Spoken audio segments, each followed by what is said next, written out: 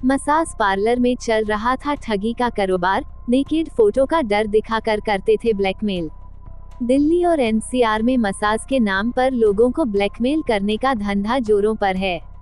नीरज नारंग को भी एक ब्लैकमेलिंग गैंग ने अपना शिकार बनाकर कई लाख रुपए ऐंठ लिए थे। शिकायत पर क्राइम ब्रांच ने गिरोह का पर्दाफाश किया तो नीरज नारंग जिस समय दिल्ली पुलिस की क्राइम ब्रांच के डीसीपी राम गोपाल नाइक के ऑफिस में पहुंचे तो उनके चेहरे पर हवाएं उड़ रही थीं, क्योंकि वह ये नहीं समझ पा रहे थे कि उनके साथ जो हुआ था उसे डीसीपी को किस तरह बताएं। ऑफिस में घुसने के बाद उन्होंने जैसे ही डीसीपी का अभिवादन किया तो डीसीपी ने उन्हें सामने पड़ी चेयर पर बैठने का इशारा किया। नीरज नारंग की तरफ देखने के बाद डीसीपी ने उनसे पूछा, क्या बात है, आप बड़े परेशान लग रहे हो, बताओ क्या समस्या है। सर, मैं अपनी गलती के कारण कुछ बदमाशों के चक्कर में फंस गया हूँ, मुझे उनसे बचा लीजिए। वो लोग मुझे ब्लैकमेल करके मुझसे 3 लाख रुपए ऐंठ चुके हैं और 4.5 लाख रुपए के पोस्ट डेटेड चेक ले चुके हैं। अब वो मुझसे फिर एक बड़ी रकम की डिमांड कर रहे हैं।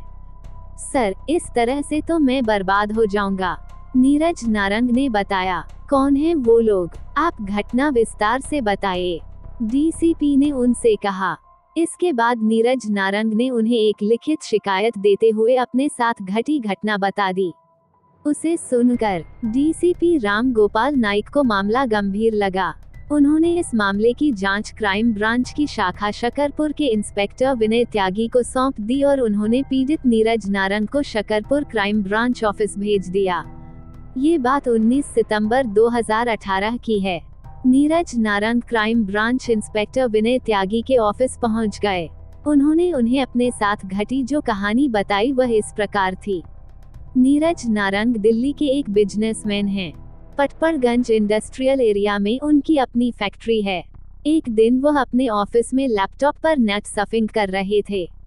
इस दौरान वह एक गे वेबसाइट देखने लगे। उस साइट को देखने में उनकी रुचि बढ़ने लगी। साइट पर उन्होंने एक फोन नंबर देखा।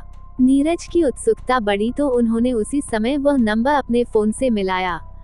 कुछ देर घंटी बजने के बाद दूसरी तरफ से एक युवक की आवाज आई। उस युवक ने अपना नाम अरमान शर्मा बताया। उससे कुछ देर बात करने के बाद नीरज नारंग ने उससे उसी दिन शाम को पूर्वी दिल्ली के निर्माण विहार में स्थित वीटीएस मॉल में मिलने का कार्यक्रम निश्चित कर लिया। निर्धारित समय पर नीरज नारंग वहां पहुंच गए। कुछ देर में अरमान शर्मा भी वहां पहुंच गया। वहां स्थित मैकडॉनल्ड रेस्टोरेंट में दोनों की मुलाकात हुई। उसने नीरज को बताया कि वह आधुनिक तरीके की मसाज सर्विस चलता है। उसके पास अलग अलग कैटेगरी की मसाज करने के पैकेज हैं और यह सुविधा अच्छे होटल में उपलब्ध कराई जाती है। नीरज नारंग एक अलग ही मिजाज वाले थे, इसलिए उन्होंने 8,000 रुपए के पैकेज का चयन कर लिया। मसाज कराने के लिए वो वैशाली में स्थित एक होटल में पहुंच गए। अरमान शर्मा भी वहां पहुंच गया। अरमान ने जिस तरह से नीरज की मसाज की थी वह तरीका नीरज को बहुत पसंद आया, जिससे उन्होंने होटल के खर्च के अलावा 8,000 रुपए अरमान को खुशी खुशी दे दिए। अरमान शर्मा ने अपनी कुछ मजबूरियां उन्हें बताईं। फिर अरमान के आग्रह करने पर नीरज नारंग ने उसे 3,000 रुपए अलग से दे दिए। इसके 10 दिन बाद नीरज नारंग का मन फिर से मसाज कराने का हुआ। वह अरमान को फोन करने के मूड में थे। तभी उनके मोबाइल की घंटी बजी। फोन स्क्रीन पर जो नंबर उभरा उसे देखकर उनकी आंखों में अनोखी चमक उभर आई। ये नंबर अरमान शर्मा का था। अरमान ने उन्हें मसाज के लिए उसी होटल में आने के लिए कहा तो शाम के 5 बजे नीरज नारंग वहां पहुंच गए। करीब आधे घंटे के बाद जब होटल के बंद कमरे में नीरज नारंग निर्वस्त्र होकर अरमान से मसाज करवा रहे थे तभी कमरे के दरवाजे पर जोर से दस्तक हुई। दस्तक के बाद अरमान ने नीरज को कपड़े पहनने का मौका दिए बिना झट से कमरे का दरवाजा खोल दिया। दरवाजा खुलते ही धड़धड़ाते हुए 2 युवतियां कमरे में घुस गईं। उनमें से एक ने सोफे पर रखे नीरज नारंग के सभी कपड़े अपने कब्जे में ले लिए तो दूसरी अपने मोबाइल फोन से उनका वीडियो बनाने लगी। अरमान शर्मा जो कुछ देर पहले नीरज नारंग की इच्छा के अनुसार तरह से उनकी मसाज कर रहा था, उसने गिरगिट की तरह रंग बदला और वह भी उन युवतियों के पास जाकर खड़ा हो गया। उनमें से एक युवती नीरज नारंग को गालियां बकते हुए उनके नग्न वीडियो को सोशल साइट्स पर सार्वजनिक करने की धमकी देने लगी और कहने लगी कि यदि ऐसा नहीं चाहते तो बदले में 10 लाख रुपए देने होंगे। कहाँ तो नीरज नारंग अरमान शर्मा के हाथों से मसाज लेते हुए आनंद के सागर में गोते लगा रहे थे और कहाँ पलक झपकते ही परिस्थितियां उनके विपरीत हो गईं। खुद को इस तरह बेबस पाकर नीरज नारंग सकते में रह गए। उस समय उनके पास में 1 लाख रुपए थे, जो उन्होंने उस युवती को सौंप दिए और गिड़गिड़ाते हुए अपने कपड़े लौटा देने की गुहार करने लगे। मगर दोनों युवतियां उन्हें प्रताड़ित करते हुए 10 लाख रुपए देने का दबाव बनाती रहीं। उसी समय अरमान ने कमरे में रखी लोहे की रॉड से नीरज नारंग को बुरी तरह पीटना शुरू कर दिया। मरता क्या नहीं करता, बचने का कोई चारा नहीं देखकर नीरज नारंग ने युवती को बताया कि उनकी कार पार्किंग में खड़ी है। उन्होंने युवती को कार का नंबर बताते हुए उसे कार की चाबी सौंपी और उसमें रखा ब्रीफकेस लाने के लिए कहा। युवती कार की चाबी लेकर होटल की पार्किंग में पहुंची और उसमें रखा उनका ब्रीफकेस लेकर कमरे में लौट आई। नीरज नारंग ने उसमें रखे 2 लाख रुपए निकालकर उसे सौंपे तथा 4.5 लाख रुपए के 3 पोस्ट डेटेड चेक उसे दे दिए। नीरज ने इंस्पेक्टर विनय त्यागी को बताया कि वह लोग अब फिर से पैसों की डिमांड कर रहे हैं। इंस्पेक्टर विनय त्यागी ने बुरी तरह परेशान दिख रहे नीरज नारंग को ढांढस बंधाया, फिर उनका मसाज करने वाले अरमान शर्मा और दोनों युवतियों का हुलिया वगैरह पूछकर अपनी डायरी में दर्ज कर लिया। इस घटना के बारे में पूरी बात जान लेने के बाद उन्होंने उन्हें सतर्क रहने की हिदायत देकर घर जाने की इजाजत दे दी। इसके बाद नीरज नारंग अपने ऑफिस की ओर निकल गया। इंस्पेक्टर विनय त्यागी ने इस केस के बारे में एसीपी अरविंद कुमार मिश्रा को बताया। एसीपी ने इस रैकेट का पर्दाफाश करने के लिए इंस्पेक्टर विनय त्यागी के नेतृत्व में एक पुलिस टीम बनाई। टीम में SI Balwinder, Dinesh, Hawa Singh, Arjun, ASI Ramesh Kumar, Satyawan, Rajkumar, Mo Salim, Satish Patil, head constable Shyamlal, Shashikant, Sunil Kumar, Baburam, Digvijay, constable Kuldeep, Sameer आदि को शामिल किया गया। इंस्पेक्टर त्यागी ने अपनी टीम के साथ केस के सभी पहलुओं पर विस्तार पूर्वक विचार विमर्श करने के बाद आरोपियों को पकड़ने की एक फुलप्रूफ योजना तैयार की। उन्होंने नीरज नारंग को एक बार फिर अपने ऑफिस में बुलाकर पूरी योजना समझा दी। उन्होंने उनसे ये भी कहा कि उनके पास ब्लैकमेलर का जब भी कोई फोन आए तो वह उन्हें सूचित कर दें। इत्तेफाक से अगले ही दिन नीरज नारंग के पास ब्लैकमेलर अरमान शर्मा का फोन आया। उसने 2 लाख रुपए मांगे थे। उसने पैसे लेकर दक्षिणी दिल्ली के साकेत में स्थित सेलेक्ट सिटी वॉक मॉल में शाम को बुलाया था। ऐसा नहीं करने पर उसने परिणाम भुगतने को धमकी दी थी।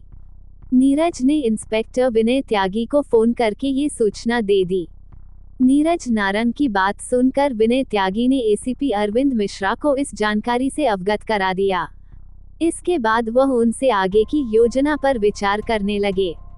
थोड़ी देर बाद इंस्पेक्टर विनय त्यागी ने नीरज नारंग को फोन करके आगे की पूरी योजना समझा दी। निर्धारित समय पर नीरज नारंग एक बैग में 2 लाख रुपए लेकर Saket select walk city mall पहुंच गए और अरमान के वहां आने का इंतजार करने गए।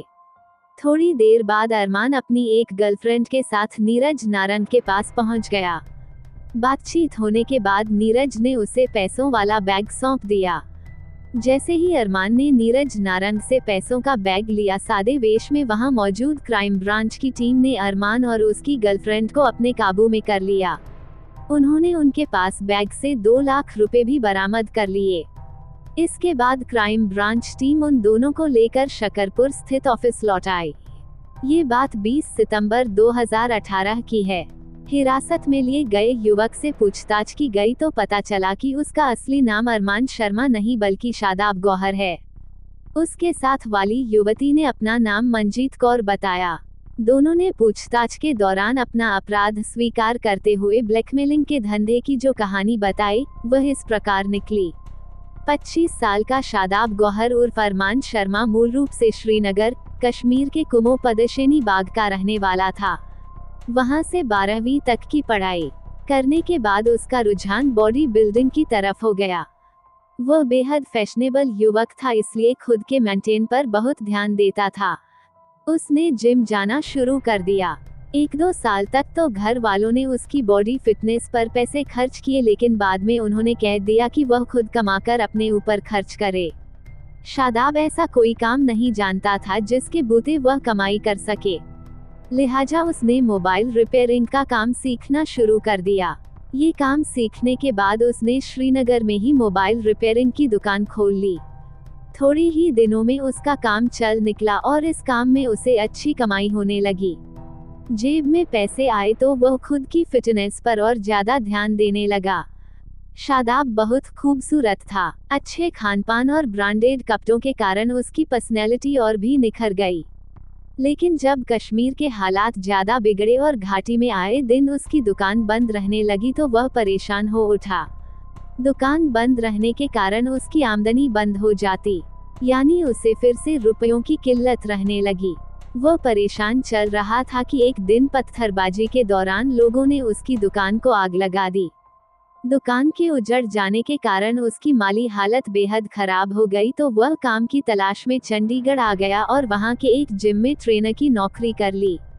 चंडीगढ़ के जिम में काम करने के दौरान उसकी बहुत से ऐसे लड़के लड़कियों से जान पहचान हो गई जो रोजाना वहां एक्सरसाइज के लिए आया करते थे। चूंकि शादाब गौहर एक हैंडसम युवक था, इसलिए खूबसूरत लड़कियों से दोस्ती होते देर नहीं लगती थी। मंजीत कौर नाम की एक युवती से उसकी अच्छी दोस्ती थी। गोरी चिट्टी और आकर्षक मंजीत कौर बेहद खूबसूरत युवती थी। वह मूल रूप से दिल्ली की रहने वाली थी और उन दिनों चंडीगढ़ में रहकर पढ़ाई कर रही थी। शादाब मंजीत को अपने साथ चंडीगढ़ के महंगे रेस्टोरेंट में ले जाने लगा। कुछ दिनों में उनके बीच का फासला खत्म हो गया और फिर वह दोनों लिव इन रिलेशन में रहने लगे। शादाब गौहर ने चंडीगढ़ के सेक्टर -56 में एक फ्लैट किराए पर ले रखा था। अब मंजीत कौर उसके साथ बतौर उसकी पत्नी बनकर रहने लगी। अभी दोनों को साथ रहते हुए ज्यादा दिन नहीं गुजरे थे कि इसी बीच उन्हें महसूस होने लगा कि केवल जिम की कमाई भर से उनके वे सपने पूरे नहीं हो सकते जिनकी ख्वाहिश वे अपने दिलों में पाले हुए थे। इसके लिए उन्होंने नए नए उपाय खोजने शुरू कर दिए। दोनों यही योजना बनाते कि कम समय में अमीर कैसे हुआ जाए। इसी बीच एक शाम मंजीत कौर की मुलाकात जिम में आने वाली एक अन्य लड़की शीबा से हुई, जो न केवल उसकी ही तरह खूबसूरत और आजाद ख्यालों वाली थी, बल्कि उसकी हसरतें भी जल्द अमीर बनने की थीं। बातों के दौरान मंजीत ने शीबा के मन की बात जानी तो उसके चेहरे पर रौनक आ गई। उसने शीबा को अपने live in partner Shadab Gauhar उर्फ अरमान शर्मा से मिलवाया और अपनी योजनाओं के बारे में बताकर उसे अपने रैकेट में शामिल कर लिया। अब ये तीनों मुसाफिर एक ही कश्ती में सवार थे, जिसकी मंजिल एक थी, जिसे पाने के लिए वे किसी भी हद से गुजरने के लिए तैयार थे। तीनों ने चंडीगढ़ के बजाय दिल्ली चलकर अपनी योजना को अंजाम देने का फैसला किया। 2018 के जुलाई महीने में वे तीनों दिल्ली आ गए और पूर्वी दिल्ली के लक्ष्मी नगर के जवाहर पार्क में एक मकान किराए पर लेकर रहने लगे। यहाँ के मकान मालिक को शादाब ने बताया कि वे एक इंटरनेशनल कॉल सेंटर में नौकरी करते हैं।